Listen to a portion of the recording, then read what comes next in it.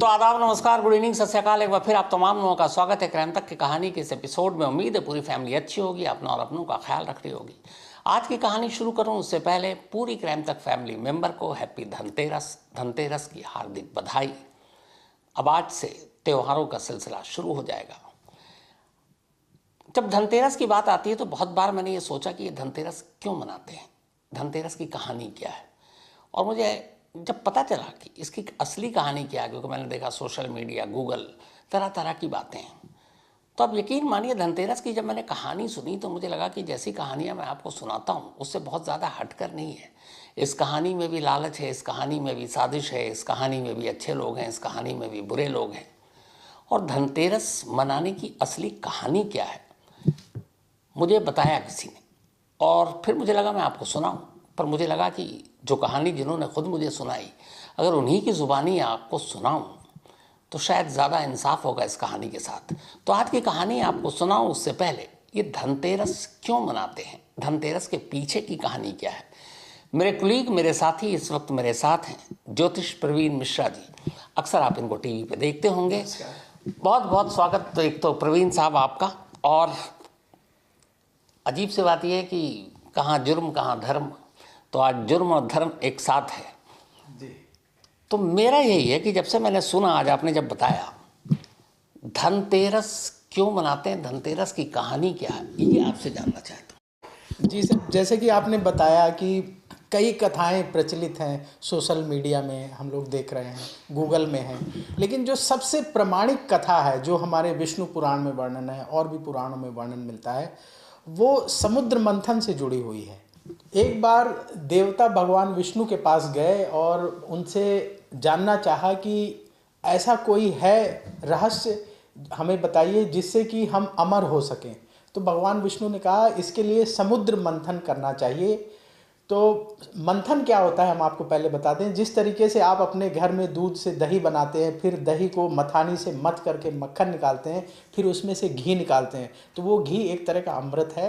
तो भगवान विष्णु ने कहा कि आप लोग समुद्र का मंथन करिए और उसमें से अमृत निकलेगा, उसका जो पान करेगा वो अमर हो जाएगा। तो लेकिन समुद्र मंथन आसान नहीं था, अकेले देवताओं के बस का नहीं था। तो इसमें यह हुआ कि भाई राक्षसों का भी सहयोग ले लिया जाए, और राक्षसों से जब ये बात की गई कि भाई अमृत निकलेगा और हम सब बराबर बराबर बांट लेंगे, तो वो भी राजी हो गए। तो उसके लिए मथानी बनाने के लिए मद्राचल पर्वत से निवेदन किया गया कि आप मथानी का रूप धारण कर ले, और वासुकी नाग से निवेदन किया गया कि मथानी में जो रस्सी बांधी जाती है, आपने घरों में देखा होगा मक्खन मथने के लिए, दही मथने के लिए जो रस्सी बांधी जाती है, तो उसके लिए वासुकी नाग तैयार हो गए। और उसका बेस जो है कि मद्राचल पर्वत हिले नहीं, डूबे नहीं समुद्र में, क्योंकि मथानी ऊपर ऊपर चलती है, बेस में टकराएगी तो मटकी फूट जाएगी।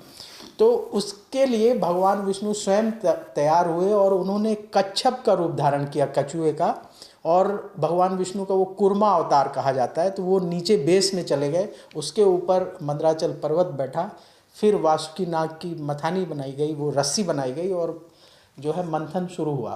तो देवता बड़े इंटेलिजेंट थे, उन्होंने कहा कि जो वासुकी नाग का मुख का जो पार्ट है उसको असुर पकड़ लें, और जो पूंछ का पार्ट है देवता पकड़ ले। तो वासुकी नाग को जब ये लोग मथ रहे थे, उनके पेट में दबाव पड़ रहा था, तो वो सांस लेते थे, उसकी फुसकार से जो हवा निकलती थी उसकी वजह से राक्षस और काले होते गए, उस विष की वजह से। तो काले होते गए, देवता पीछे पूंछ पकड़े थे, उनको आराम था। अब जब ये समुद्र मंथन शुरू हुआ तो उसमें 14 रत्न निकले। पहली जो चीज निकली थी वो हलाहल विष निकला था, जिसको भगवान शिव ने पान किया और वो नीलकंठ कहलाए। भगवान शिव ने योग बल से अपने गले में उसको रोक लिया था। फिर इसके बाद बहुत सारे रत्न निकले, उनमें से जैसे एरावत हाथी निकला, कामधेनु गाय निकली, और अंत में जो है अमृत कलश लेकर के भगवान धन्वंतरी प्रकट हुए, और वो धन्वंतरी जो है भगवान विष्णु के ही अवतार माने जाते हैं। असल में जो पूरा समुद्र है वो भगवान विष्णु का ही माना जाता है, वो क्षीर सागर में ही निवास करते हैं। तो उन्होंने अपने में से ही देने की कोशिश की थी देवताओं को। तो अमृत कलश लेकर के निकले, तो जैसा वादा था देवताओं और राक्षसों के बीच में कि हम आपस में बांट लेंगे और सब लोग अमर हो जाएंगे। लेकिन देवताओं ने षड्यंत्र रचा और अमृत कलश लेकर के भागे। राक्षसों ने उनका पीछा किया, दोनों में काफ़ी घमासान हुआ, युद्ध हुआ, और जहाँ जहाँ ये अमृत की बूंदें गिरी इस खींचातान में, वहाँ वहाँ कुंभ का पर्व मनाया जाता है। नदियों में गिरी थी, गंगा में गिरी, शिप्रा में गिरी। फिर आखिरी में भगवान विष्णु ने समाधान निकालने के लिए मोहिनी का रूप धारण किया और समझाया राक्षसों को कि हम जो है दोनों को अमृत पिला देंगे। लेकिन क्योंकि ये षड्यंत्र था, तो देवताओं को तो अमृत पिलाया जा रहा था, राक्षसों को नहीं दिया जा रहा था। तो एक उनको पानी पिलाया, हाँ, उनको जो है, तो एक स्वर भानु नाम का राक्षस था, वो बड़ा मायावी था, इंटेलिजेंट था।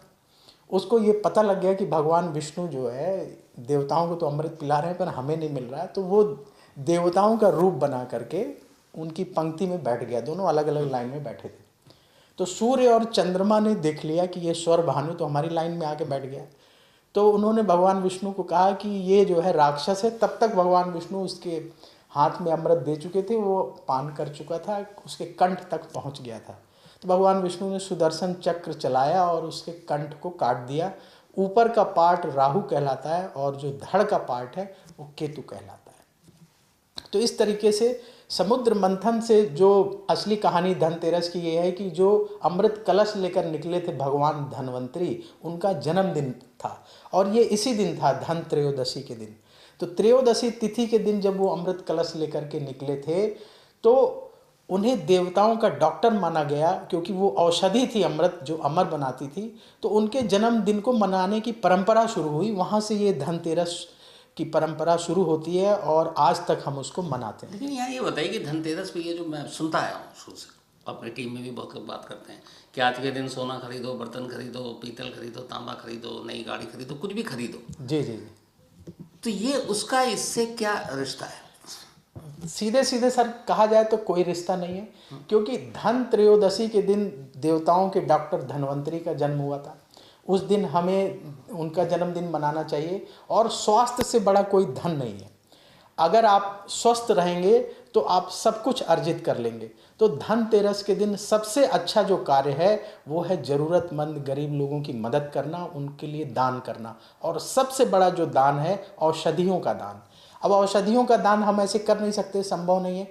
तो अगर आपको कोई ज़रूरतमंद गरीब आदमी मिल जाए जो बीमार हो, तो उसका पर्चा लेकर के मेडिकल से आप जो है उसकी महीने भर की दवाई दिलवा दीजिए। वो भी संभव नहीं तो आजकल बहुत सारे ऐसे बाम आते हैं जो हम जब हमें दर्द हो कहीं तो लगा सकते हैं, सिर दर्द, बदन दर्द में, तो वो बाम आप ले सकते हैं। और वो जैसे जो ठेली चलाते हैं, हाथ वाला रिक्शा चलाते हैं, बूढ़े बुजुर्ग गरीब लोग हैं, उनके बीच में बांट दें। तो दान करने से अवश्य आपको पुण्य मिलेगा। सोना चांदी खरीदने की जो परंपरा है इसका शास्त्रों में कहीं जिक्र नहीं है। ये धीरे धीरे समाज में प्रचलित हुई, क्योंकि आगे चल के दीपावली का पर्व मनाया जाता है और ये 5 दिवसीय त्यौहार है। तो आप धन त्रयोदशी के दिन शुभ मानने के लिए कुछ चीज़ें खरीदते हैं, लेकिन कंपलसरी नहीं कि आप सोना खरीदें, कंपलसरी नहीं कि आप चांदी खरीदें। उस दिन आप ऐसी चीज़ें खरीद सकते हैं जो आप लक्ष्मी पूजन में प्रयोग करते हैं। जैसे खील बतासे ले सकते हैं आप, लक्ष्मी जी को चढ़ाना है। लक्ष्मी गणेश की मूर्ति ले सकते हैं आप पूजा में जो छोटे छोटे बर्तन इस्तेमाल करते हैं पीतल के, तांबे के, अपने मंदिर में, वो ले सकते हैं आप। और अगर आपका बजट अलाउ करता है तो शास्त्र ये कहता है कि स्वर्ण सबसे पवित्र धातुओं में स्वर्ण की गिनती होती है, फिर रजत यानी चांदी की, और फिर होती है तांबे की। तो ये पवित्र धातुएं मानी जाती हैं। तो अगर आपका बजट अलाउ करता है तो आप सोने का कोई सामान ले लें। लेकिन इसका धनतेरस से आप कोई लेना दे, ये एक पवित्र धातु है। तो आप जैसे पूजा पाठ में, अब तो आम आदमी का बजट ही नहीं कि वो सोने का कोई चीज़ प्रयोग कर ले, तो लोग चांदी के सिक्के खरीदते हैं। आप जो है तांबे के बर्तन खरीद सकते हैं पूजा के लिए, जो है लोटे आजकल आते हैं, भगवान सूर्य को जल देना है वो लोटा ले सकते हैं। ये पवित्र धातुएं हैं। लेकिन ऐसा नहीं कि अगर आपने सोना खरीदा, चांदी खरीदा तो वो 100 गुना बढ़ जाएगा या वो जो है तभी आप धनतेरस मना पाएंगे। इसका ऐसा कोई लेना देना नहीं है। धन त्रयोदशी के दिन अगर आप दान करेंगे तो उसका पुण्य अवश्य आपको कई गुना बढ़कर मिलेगा।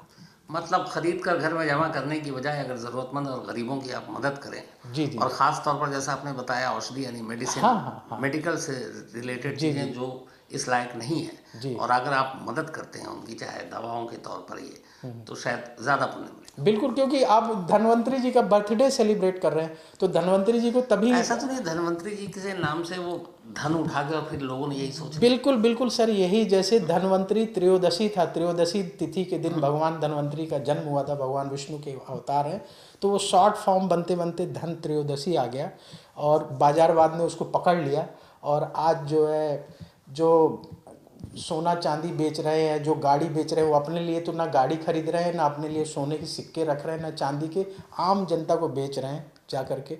उनके पास तो ये समय भी नहीं होता, रात को 2-2 बजे तक सर दुकानें खुली रहती हैं कि वो अपना खुद पूजा कर लें। उनके यहाँ तो माल इकट्ठा हो जाता है, कैश इकट्ठा हो जाता है, वो तो मुझे नहीं लगता पूजा करते बहुत हैं। बड़े पते की आपने बात बताई कि जो बेच रहे हैं उनके पास खुद टाइम नहीं है, क्योंकि 2-2 बजे तक दुकानें खुली रहती हैं। मुझे नहीं लगता सर वो पूजा कर पाते होंगे, क्योंकि लेकिन पूरा मतलब ही बदल गया। हाँ धनतेरस का हाँ, जो शुरुआत में था, जो आज के दौर में बाजारवाद जो आपने बाजारवाद हावी हो गया।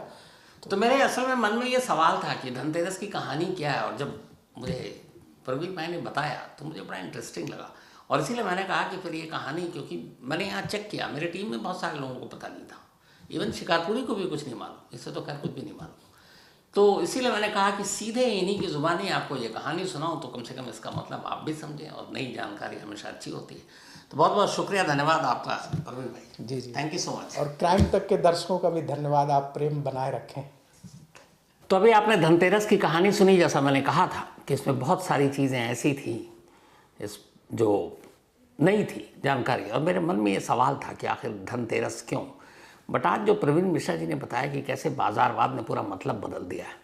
धनतेरस का मतलब ये नहीं होता कि आप कोई सोना चांदी ये सारी चीज़ें खरीद कर लाएं। बड़ी अच्छी बात कही कि अगर आप ज़रूरतमंदों और गरीबों की मदद करें तो कहीं ज़्यादा पुण्य और सवाब मिलेगा।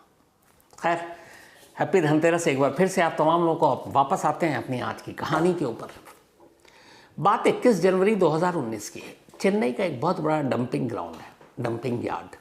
कई फिल्मों में आपने देखा होगा, जहाँ शहर भर के कचरे को लाकर फेंका जाता है। बहुत बड़े एरिया में फैला होता है, वहाँ आप ज़्यादा देर तक खड़े भी नहीं हो सकते, बदबू इतनी तेज़ होती है। इत्तेफाक से मुझे ऐसे कई डंपिंग यार्ड में जाने का मौका मिला, मजबूरी में, किसी न किसी क्राइम सीन के चक्कर में। और वहाँ वाकई खड़ा रहना, मतलब क्या बताऊँ, आकर घर कई बार नहाते हैं तब भी बदबू नहीं जाती कपड़ों से, लेकिन पेशे की मांग है तो गया हूँ कई बार। तो 21 जनवरी 2019 को चेन्नई के इसी डंपिंग ग्राउंड से एक शख्स गुजर रहा था। अचानक उसकी नज़र कूड़े के ढेर में एक पॉलीथीन पर पड़ी। जब उसने पॉलीथीन को देखा जाकर करीब, तो वो सिहर उठा। उसके अंदर से कुछ इंसानी उंगलियां नजर आ रही थी। हिम्मत करके वो और करीब गया। जब करीब गया और उसने पैर से थोड़ा सा पॉलीथीन को हिलाया डुलाया तो एक पूरा हाथ बाहर निकल आया। वो घबरा गया। इसके बाद फ़ौरन वो लोकल लोगों के ज़रिए पुलिस तक की खबर देता है। पुलिस मौके पर पहुंचती है, पॉलीथीन को खोलती है। पॉलीथीन के अंदर एक महिला का कटा हुआ हाथ था, राइट हैंड, और कुछ उंगलियां थी कटी हुई, और उसमें पैर भी थे। पुलिस ने उसको उठाया, इसके अलावा और कुछ नहीं। अब उसको उठाकर ले गई, हॉस्पिटल में रखवा दिया। तभी कुछ देर बाद चेन्नई के एक दूसरे पुलिस स्टेशन को एक और कॉल आई कि वहाँ पर एक अय्यर नदी है, उसी नदी के पास भी एक पॉलीथीन है, और उस पॉलीथीन में भी एक हाथ है और कुछ उंगलियां हैं। पुलिस वहाँ पहुँचती है, उस पॉलीथीन को उठाती है, उसमें से भी लाश के टुकड़े थे, ले जाती है। फिर शाम होते होते ऐसी 1-2 जगह से और खबर आती है, सारे ऐसी सुनसान जगह। तो उन सारी जगहों पे पॉलीथीन एक ही तरह की, और उसमें इंसान के हाथ पैर उंगलियां। तो वो सारी चीज़ें पुलिस इकट्ठा करती जाती है, और जब ये सारी इकट्ठा हो जाती है अगले दिन, फिर इसके बाद कोई ख़बर नहीं आती। तो जो सारे टुकड़े जोड़े गए थे उसको देखकर ये पता चल गया था कि ये किसी महिला की लाश के टुकड़े हैं। लेकिन सर और एक पैर अब भी गायब था। बाकी जिस्म का पूरा हिस्सा मिल चुका था, सर नहीं था और पैर नहीं था। अब पुलिस ने उन सारे टुकड़ों के ज़रिए मरने वाले की शिनाख्त करने की कोशिश की। चेन्नई में जितने भी थाने थे हर जगह खबर भिजवाई गई, लेकिन कोई फ़ायदा नहीं हुआ। पुलिस आसपास के इलाकों में भी ढूंढती रही, कई टीमें बनाई गई। फिर पुलिस को लगा कि शायद सर और बाकी हिस्से जो है वो मिल जाए तो उससे कुछ केस को सुलझाया जा सके। तो उन्होंने कहा कि पहली जो क्लू मिली या पहला पॉलीथीन वो इसी डंपिंग यार्ड से मिला था, तो हो सकता है वहाँ और मिले। अब पुलिस की कई टीमें मजदूरों को इकट्ठा करती है और करीब 12,000 टन कचरे को उलट पुलट करके रख देती है एक इंसानी सर और पैर की तलाश में। 12,000 कचरे टन, लेकिन कोई कामयाबी नहीं मिलती। अब राजीव गांधी जनरल हॉस्पिटल में इन सारे शव के टुकड़ों को रख दिया गया था। पुलिस अब कोशिश कर रही है कि महिला का एक बार सुराग मिले तो फिर आगे की कहानी पता चले। धीरे धीरे वक्त बीता, लेकिन कोई सुराग नहीं मिला। 25 दिन बीत जाते हैं। अब 21 जनवरी की जगह फरवरी का महीना आ गया। पुलिस के हाथ अब भी खाली है। मॉर्चरी में उसी तरह लाश के टुकड़े हैं, सर और एक पैर गायब है। तभी 25 दिन के बाद चेन्नई के ही थुथुकुडी पुलिस स्टेशन में से एक फ़ोन आता है। ये जो डंपिंग यार्ड पुलिस स्टेशन थी, जो जुरिस्डिक्शन वहाँ पर, और वो बताता है कि साहब हमसे एक गलती हो गई। यहाँ पर ना करीब 25 दिन पहले एक महिला आई थी और उन्होंने एक रिपोर्ट लिखाई थी अपनी बेटी की गुमशुदगी की, और उसकी उम्र भी लगभग वही है, करीब 30-35 के दरमियान, बल्कि 38 साल। पुलिस को पहली बार क्लू मिला। वो उस एड्रेस पर जो कंप्लेनेंट थी उसके घर पहुंची। उसने पूछा तो उसने कहा एक मेरी बेटी, उसका नाम संध्या है और वो गायब है, 25 दिन हो गए। मैं उसके हस्बैंड से पूछती हूँ। हस्बैंड कहता है वो तो लास्ट 19 जनवरी को निकली थी और उसके बाद यही कहते गए थी कि मायके जा रहे हैं, लेकिन आई नहीं। और 21 जनवरी को ये लाश के टुकड़े मिले थे। अब लाश के टुकड़े हैं, सर नहीं है, पैर नहीं है, शिनाख्त भी कैसे हो। खैर फिर भी पुलिस वाले उसको लेकर मॉर्चरी पहुंचे उनके घर वालों को। इस दौरान में एक पुलिस वाले ने कहा साहब बड़ी हिम्मत करके मैंने देखी थी, जो लाश के टुकड़े थे, जो हाथ मिले उसमें एक हाथ पर एक टैटू बना हुआ है और उस टैटू के जरिए भी कुछ शिनाख्त हो सकती है। तो दाहिने हाथ पर जो ये टैटू बना हुआ था वो उसकी माँ को दिखाया गया, जिस कंप्लेनेंट ने कंप्लेंट की थी। माँ ने जैसे ही टैटू देखी वो रो पड़ी कि यही उसकी बेटी संध्या है। फिर एक पैर जो मिला उसमें कुछ पाजेब टाइप की चीज़ें थी, उसने उसको भी पहचान लिया और इस तरीके से ये कंफर्म हो गया कि ये लाश जो टुकड़ों में अलग अलग जगहों से मिली थी ये संध्या की है। अब पुलिस मर्डर का केस दर्ज कर तफ्तीश शुरू करती है। माँ से स्टेटमेंट लेती है। माँ बताती है कि मैंने अपने दामाद को फ़ोन किया। दामाद कह रहा वो 19 फरवरी को घर से निकली थी और उसके बाद मुझे भी पता नहीं। अब पुलिस इस बात पे हैरान कि जिसकी बीवी अगर 25 दिनों से गायब है तो वो पुलिस में गुमशुदगी की रिपोर्ट लिखाया कि नहीं। चेक किया जाता है, पता चला नहीं, उसने कहीं रिपोर्ट नहीं लिखाई। पुलिस को शक होता है। अब पुलिस बालकृष्ण, संध्या का हस्बैंड, उसके घर पहुंचती है। पूछताछ के लिए उसे कस्टडी में लेती है।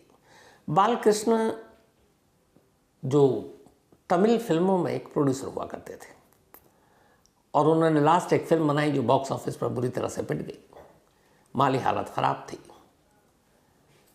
तो शुरुआत में पूछताछ में वो कहते रहे कि मेरी बीवी तो चली गई थी 19 को ही, मायके हमारा कुछ झगड़ा हुआ था, इनके 2 बच्चे भी थे। लेकिन फिर पुलिस ने जब सीसीटीवी कैमरों को खंगालना शुरू किया तो पता चला कि 19 और 20 तारीख के दरमियान बालकृष्ण कई बार अपने घर से निकला और उसके हाथ में कई ऐसे पॉलीथिन थे जो सेम डंपिंग यार्ड से लेकर अलग अलग जगह मिले। पुलिस की टीम अब घर पहुंचती है। जब घर पहुंचती है तो सेम पॉलीथिन जिसमें लाश के टुकड़े मिले थे वही घर पर मिलते हैं। अब पुलिस को यकीन हो जाता है। पुलिस ऑफिशियली अरेस्ट कर लेती है बालकृष्ण को और अब उससे तसल्ली से पूछताछ करती है। कुछ वक्त के बाद ही बालकृष्ण अपना जुर्म कबूल कर लेता है और कहता है कि उसी ने अपनी पत्नी को मारा है। अब जो पूरी कहानी सामने आती है इसके बाद, वो कहानी ये थी कि बालकृष्ण तमिल फिल्मों में एक प्रोड्यूसर था। 2002 का दौर था।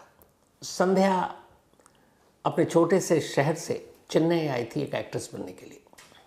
छोटे मोटे उसने रोल भी किए। इसी दौरान में एक फिल्म में सपोर्टिंग एक्ट्रेस के लिए उसकी मुलाकात बालकृष्ण से हुई।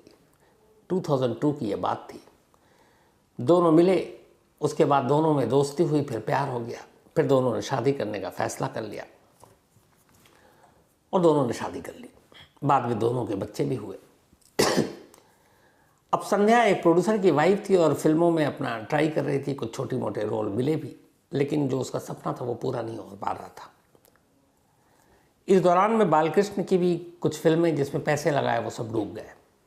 अब उसकी माली हालत भी खराब। बालकृष्ण की जब माली हालत खराब हुई तो संध्या ये सोच कर कि चलो हस्बैंड की कुछ मदद करेंगे, कुछ अच्छे फिल्म में मिल जाए, ऑफर मिल जाए, रोल मिल जाए, तो ये सोच कर अब वो फिल्म इंडस्ट्री में फिर से डायरेक्टर प्रोड्यूसर के चक्कर काटने लगी। पर बालकृष्ण को अब ये पसंद नहीं था, इस बात में झगड़ा हुआ। संध्या ने एक दिन झगड़े के बाद बालकृष्ण का घर छोड़ा और अपने माँ बाप के घर पहुंच गई और वहीं रहने लगी। दोनों बच्चे बालकृष्ण के पास थे। अब बालकृष्ण और परेशान उठा। उसने अपने दोनों बच्चों को अपने भाई के हवाले किया और कहा कि मैं फिर से अपनी फिल्म में कामयाबी के लिए कोशिश करता हूँ। इस दौरान फिर संध्या भी अपने फिल्म इंडस्ट्री में दोबारा कदम रखने के लिए ज़ोरों शोर से कोशिश करने लगी। वो अलग अलग जाकर प्रोडक्शन हाउस से, प्रोड्यूसर से, डायरेक्टर से मिलती। ये बात बालकृष्ण को पता चली। बालकृष्ण को धीरे धीरे लगा कि फिल्मों के ऑफर और फिल्मी दुनिया की कुछ सच्चाई शायद पता हो। तो उसे लगा कि कोई ना कोई है जो संध्या की ज़िंदगी में आ चुका है, कोई बॉयफ्रेंड है और फिल्मों में उसको फिल्में दिलाने के लिए मदद कर रहा है। अब वो शक करने लगा। उसे ये भी लगा कि शायद संध्या अब कास्टिंग काउच का भी शिकार हो रही है। कास्टिंग काउच एक शब्द, एक टर्म यूज़ होता है फिल्म इंडस्ट्री में, किसी को कोई रोल देने के लिए, ख़ासतौर पर फीमेल एक्ट्रेस को, उसका शोषण करना। तो अब ये शक होने लगा। उसे लगा कि संध्या को शायद एक दो ऐसे प्रोजेक्ट मिल भी गए, तो उसे लगा कि ये आसानी से नहीं मिला, इसके लिए कॉम्प्रोमाइज़ किया है। बालकृष्ण को बहुत गुस्सा आया। फिर उसने संध्या को पहली बार, अब संध्या चूँकि अलग रह रही थी, उसने उसको कांटेक्ट किया और कहा कि ठीक है, तुम फिल्म में काम करना चाहती हो, मैं तुम्हें अब रोकूंगा नहीं, लेकिन तुम घर लौट आओ, बच्चे दोनों अकेले हैं और अब मैं झगड़ा भी नहीं करूँगा। संध्या को लगा कि शायद बालकृष्ण बदल गया। वो 19 जनवरी को घर लौट आती है 2019 अपने पति के पास, लेकिन घर लौटते ही फिर से झगड़ा होता है और इस झगड़े के बाद बालकृष्ण घर के अंदर ही गला घोंट कर संध्या को मार देता है। फिर लाश को रखता है। बच्चे दोनों बीवी भाई के पास थे, बाथरूम में। इसके बाद बाजार जाता है, वहाँ से तेज़ धार हथियार खरीदता है, पॉलीथीन खरीदता है, बोरी खरीदता है। आने के बाद तसल्ली से लाश के कई टुकड़े करता है। फिर इसके बाद वो पहली किस्त ले आकर जो डंपिंग यार्ड था चेन्नई का सबसे बड़ा, जहाँ कचरा फेंका जाता है, वहाँ फेंका। उसे लगा कि हज़ारों टन कचरों में ये भी छुप जाएगा। बाकी किसी नदी के किनारे, कहीं जंगल के किनारे फेंकता गया और फिर आराम से घर में रहने लगा। लेकिन 25 दिन बाद माँ ने जब गुमशुदगी की रिपोर्ट लिखाई, तब ये कहानी सामने आई। पुलिस ने उसकी सारी बातें सुनी, उससे पूछा सर और पैर। उसने कहा उसने डंपिंग यार्ड में ही फेंका। पुलिस ने फिर से तलाशी ली, कोई फ़ायदा नहीं हुआ। आज 6 साल हो गए। इन 6 सालों में संध्या का सर और बायां पैर दोनों बरामद नहीं हुआ और अब इसकी उम्मीद भी नहीं है। ये मामला अब भी लोअर कोर्ट में है, फैसला शायद आने वाला है। अपनी ही पत्नी का कत्ल और बेरहमी से लाश के टुकड़े और टुकड़ों को भी कहाँ कहाँ फेंका, डंपिंग यार्ड तक में जाकर। तो जब भी फैसला आएगा आपको अपडेट ज़रूर दूंगा।